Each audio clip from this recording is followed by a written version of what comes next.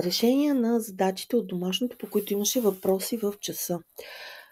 Задачите са от учебна тетрадка номер 1 на Архимед, страница 76 и 77. Започваме с 6-та задача от 76-та страница. Имаме триъгълник ABC, ъглополовящата CL на ъгъл С пресича ъглополовящата на ъгъл Б в точка П. Ако BPL е 70 градуса, намерете ъгъл алфа.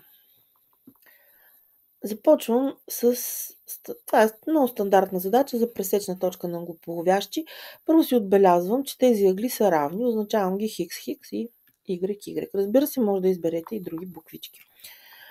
Записвам какво съм означила, защото никъде в условието не пише хикс, така че след като аз ще го използвам в моето решение, е редно да декларирам кое съм означила с хикс. Това е когато се иска пълно подробно описване на задачата.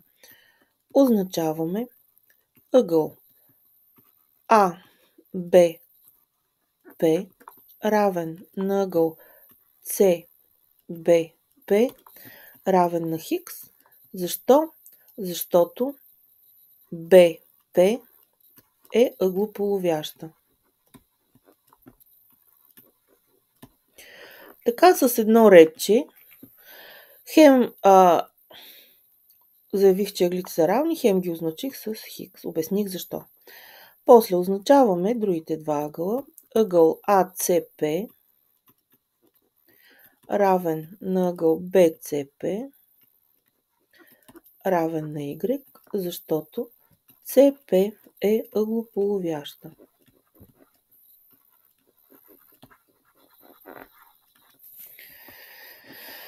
И сега, спомняте си какво сме казали. Първо работим в този по-малкия триъгълник и после работим в големия триъгълник, като това, което използваме за връзка е хикс плюс Y. Така, в триъгълник BPC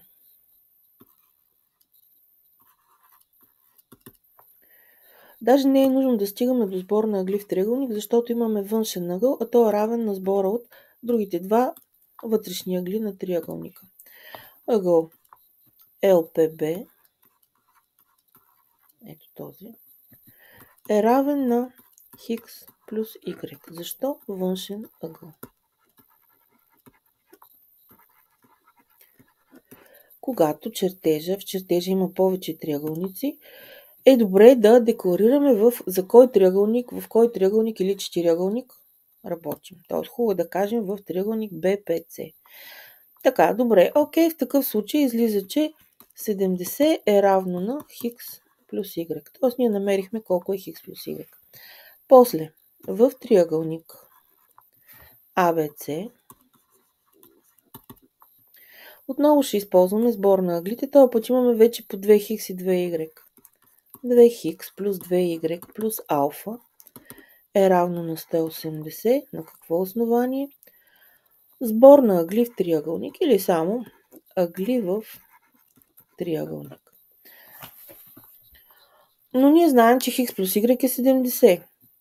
В такъв случай се оказва, че 2 хикс плюс 2 Y ще бъде 140. Значи алфа е 180 минус 140. Прехвърли сме от другата страна, което е 40 градуса. Готови сме. Отговор 40 градуса. Следващи задачи на страница 77. Задача първа. За страните ABC на триъгълник ABC, който е правоъгълен, е дадено, че А към Б към С е 5 към 12 към 13. Да, виждаме една типична Питагорова тройка. Ако периметърът на триъгълник ABC е 60 см, намерете дължините ABC. Тук работим стандартна задача за пропорции от 6 клас. Всъщност нека напиша означавам. Означаваме А равно на 5 хикс, Б равно на 12 хикс, С равно на 13 хикс. В такъв случай периметъра, който е равен на А плюс Б плюс С, ще бъде равен на B плюс C е 25 хикс и още 5, 30 хикс. Така. В такъв случай стана ясно, че 60 е равно на 30 хикс, значи хикс е равно на 2. Следователно, А, което е равно на 5 хикс, 5 по 2, 10 см. Б, което е равно на 12 хикс, е равно на 24 см.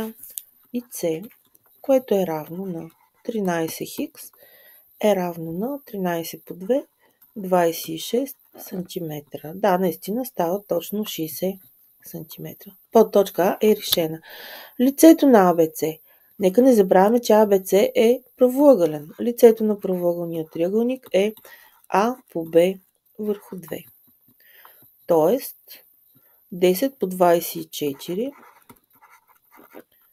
върху 2. Съкръщаваме и стана 120 квадратни сантиметра. Височината HC. Помним, че лицето на правоъгълния триъгълник е равно на А по Б върху 2, но също така, както лицето на всеки друг триъгълник, е страна по височина към нея върху 2, т.е. С по HC върху 2. В такъв случай заместваме това, което знаем. 120 го знаем. С го знаем 26 по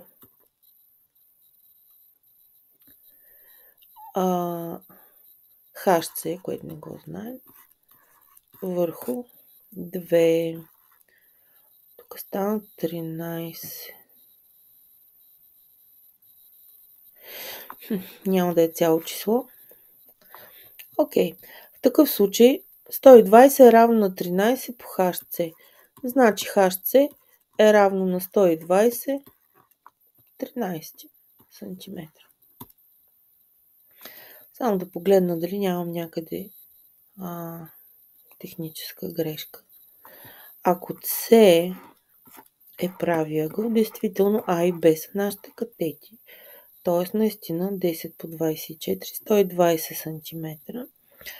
HC, да, толкова, 120, 13 см. Възможно е да се получи такова число.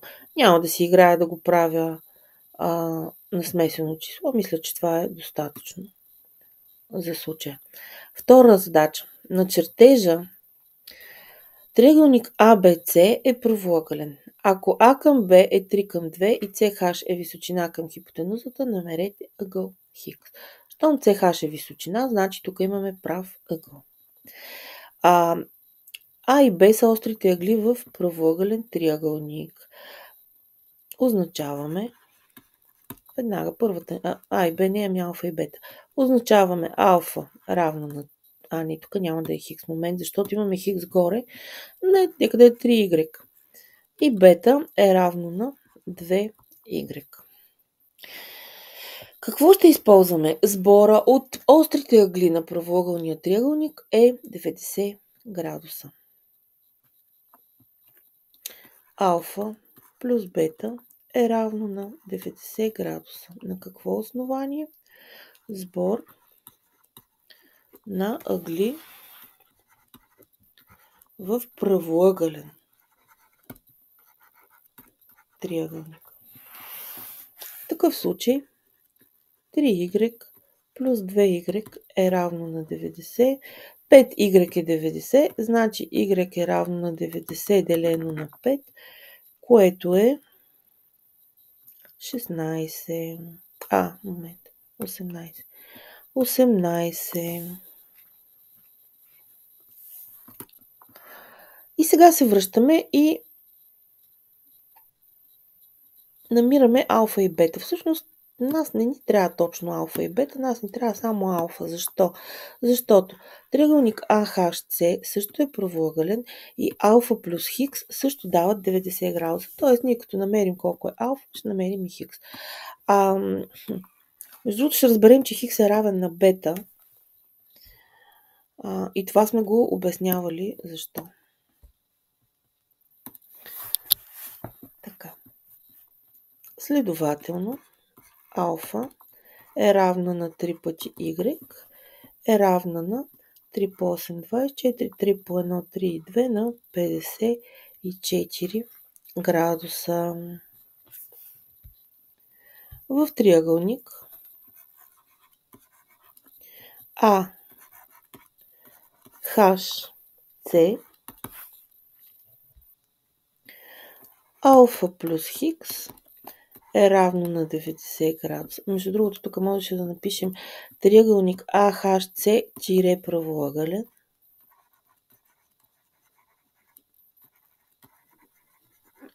И така, все пак напомняме, че е правоъгълен. Защо е правоъгълен? Може и да кажем, защото CH е височина. Така, доста си дописах. Алфа плюс хикс е 90 ъгли в правоъгълен триъгълник.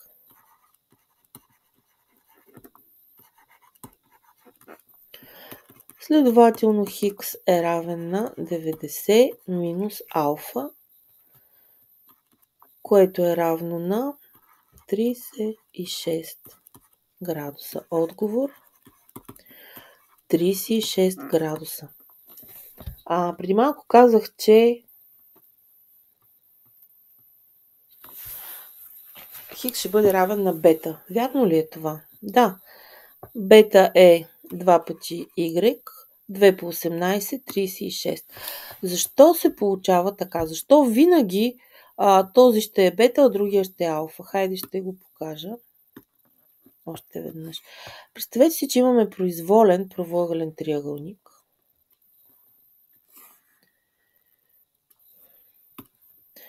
И неговата височина.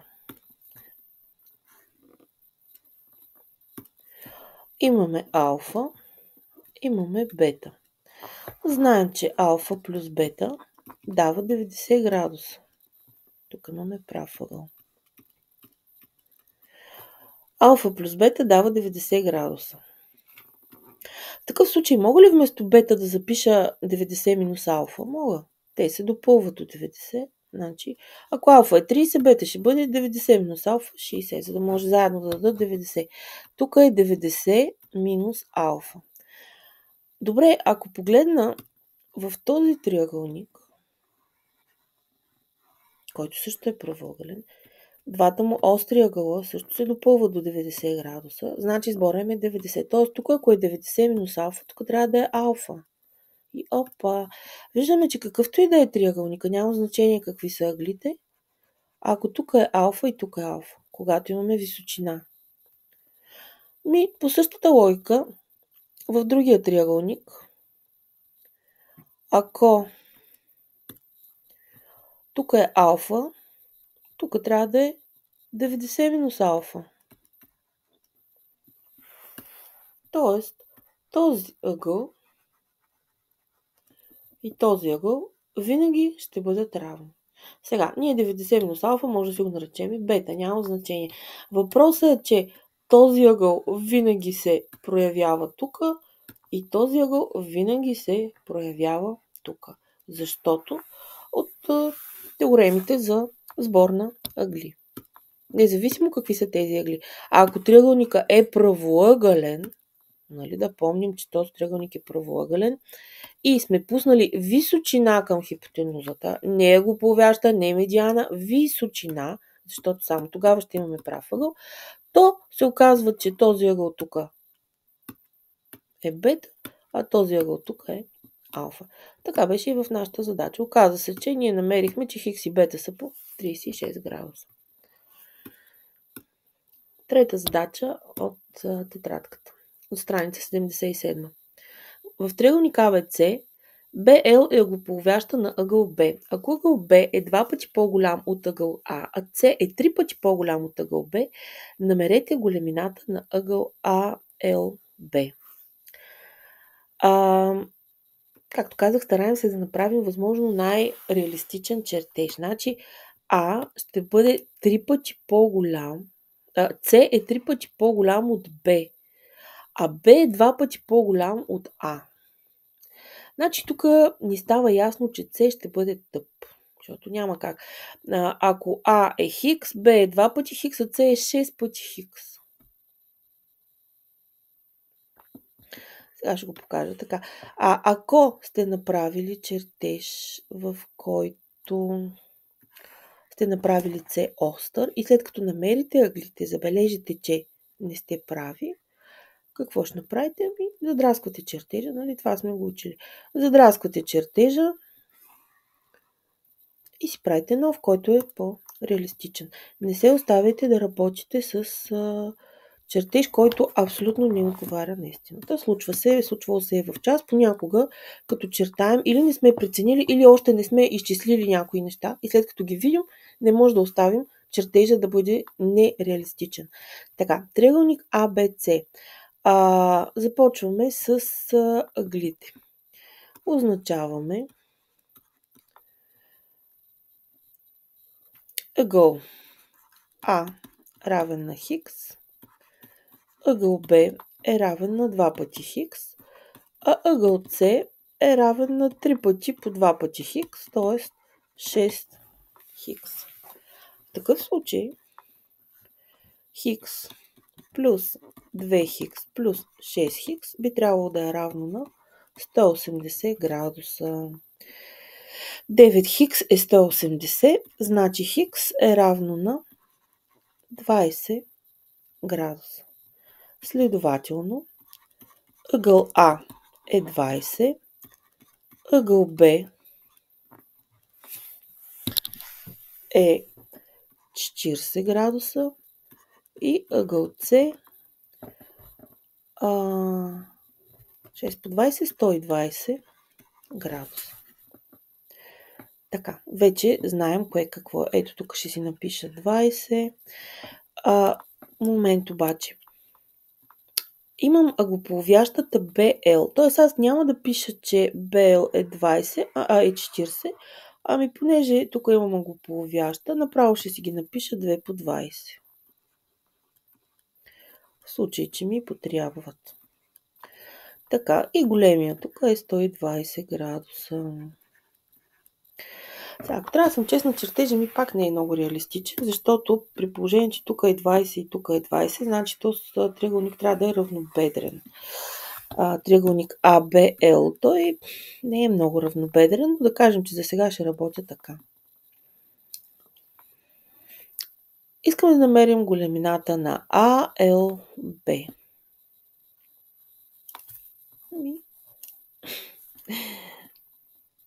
Големината на ъгъл ALB е равно на 180 минус. Всъщност не. Айде ще го напиша малко по-изискано, защото аз тук написах 20-20, обаче не си дописах защо LBA е 20. Нали така? Следователно, ъгъл ABL е равен на ъгъл CBL, равен на 20 градуса. Защо ъглополовяща? В такъв случай в триъгълник ABL, тук вече ще пиша направо, ъгъл ALB е равен на 180 минус 20 плюс 20. Защо? Сбор на ъгли в триъгълник.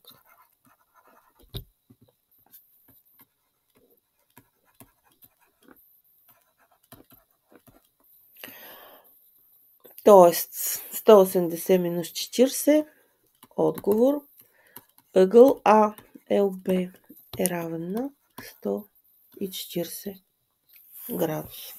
Ето този ъгъл. Четвърта задача. В остроъгълен триъгълник, малко ще го направя малко по-големичък този триъгълник. В остроъгълен триъгълник АВЦ, където ъгъл Б е равен на 70 градуса, на чертежа ъглополовящата BL пресича височината AA1 в точка О. Намерете големините на ъгъл AOL и LOA1, който е съседния. Тоест, като намерим единия, ще намерим и другия. Така, А1 е височина, а това тук е ъглополовяща. Щом е ъглополовяща, знаем, че ъгъл бета е 70. Ъглополовяща, значи те са тук по 35 градуса. Нали така? И в такъв случай, ако разглеждам, казахме, винаги когато работим с височини, се оглеждаме за правоъгълните триъгълници, които те правят, защото са много удобни. Там сбора на острите ъгли е 90. Ако знаем единия, веднага намираме другия. Това също го показвахме в час, даже 2 пъти.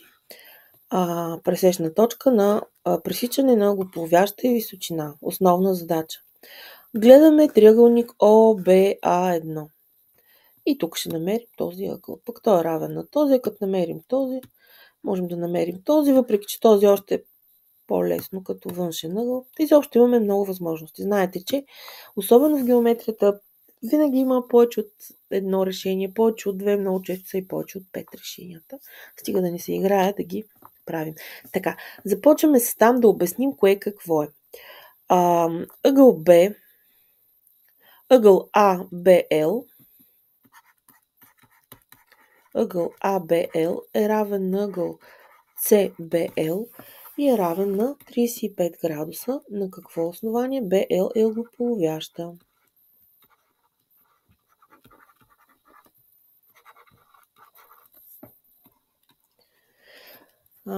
Така, BL е ъглополовяща.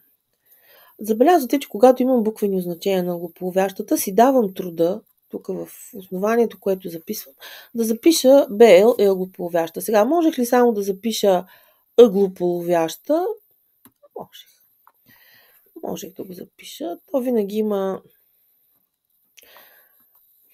някои неща, които са на ръба, нали? Могат да бъдат приети, да кажем, но е хубаво да не прекаляваме да ходим по тънък лед, да си пишем всичко изрядно. Знаете, че аз съм толерантна към вас, но кой ще ви проверява после вече дали ще е толерантен? Едва ли. Така, триъгълник ъгъл АБЛ, CBL 35 градуса. Обяснихме кое и защо е. Сега казваме, влизаме в триъгълник BA1O. BA1O. Където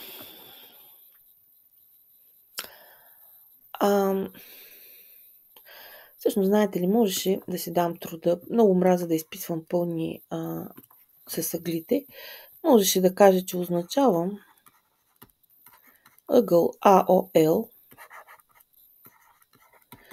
равен на ъгъл BOA1 равен на хикс. Защо? Връхни ъгли. Защо са равни? Защото са връхни, а пък ги означавам и двете с хикс, защото са равни. Така, и сега вече спокойно мога да кажа в триъгълник BOA1, ето декорирам в кой триъгълник ще се развива действието следващите два реда. Хикс плюс 35 е равен на 90 градуса. Защо? Сбор на ъгли в правоъгълен триъгълник.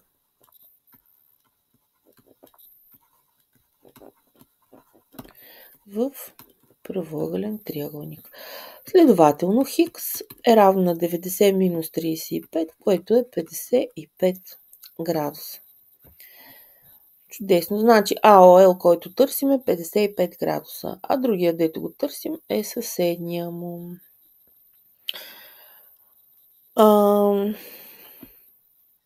Ъгъл. Направо ще напиша отговор.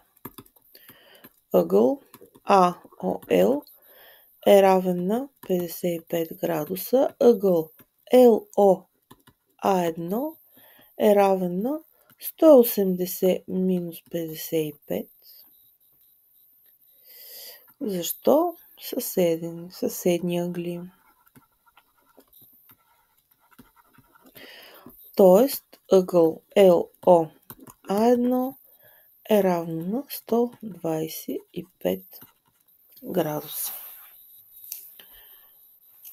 И с това задачата ни е решена.